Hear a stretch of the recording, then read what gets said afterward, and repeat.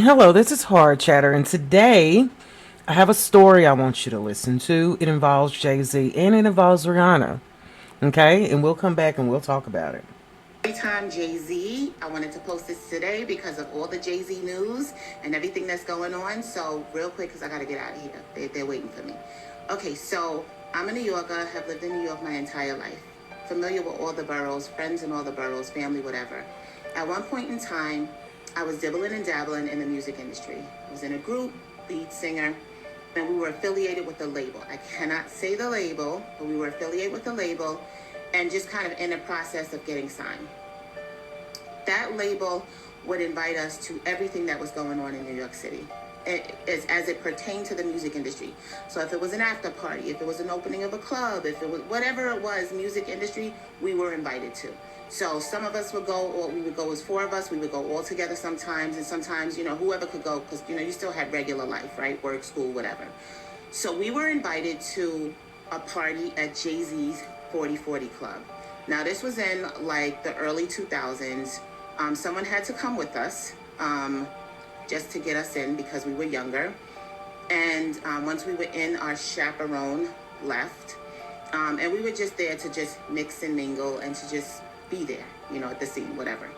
So Jay-Z comes in with an entourage and a girl. The girl looked very young. Everybody's buzzing that's his new artist. It turned out it was Rihanna. Beautiful. Slim, these beautiful eyes. Her hair was long at that time. Very raw. You could tell she was new, right? So he comes in and they start playing music from, I guess, what was going to be her upcoming album, but it wasn't really her singing the lyrics, just music. And they're like, oh, Hov is here, made the announcement, whatever.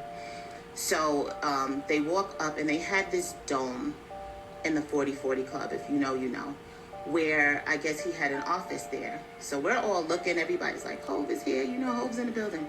That man walked up with all of his boys into that dome, and then he was kind of just looking over the club where you could see, the whole entire club. So it's like a glass dome and you could see everything. And it was like in a circular type of like shape.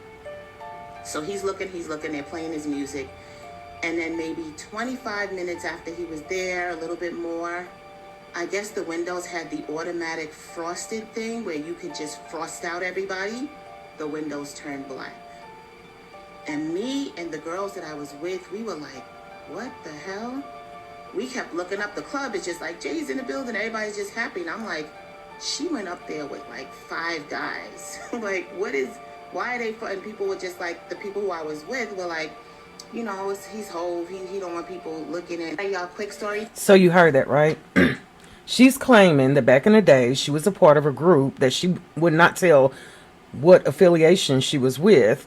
And she saw Jay-Z in a club with Rihanna and 5 dudes. And they went up to the dome, wherever that's at, and the lights went off. So when you're talking about the Epstein files and you're kind of going and asking yourself, is Jay-Z really guilty? He could possibly be guilty. I don't believe this woman, and this woman's name is capital letters NYC Key. Okay? So I'll be looking for more stories of this because honestly, I think that Jay-Z's been doing dirt since the 90s. You don't know what he's really involved in, but you got to understand that where he's at now, he got that way through some type of powerful people. Okay? So he probably did some strange things, but this right here is just one example. I want to hear more. So until the next time, this is Hard Chatter, and I thank you so much for listening.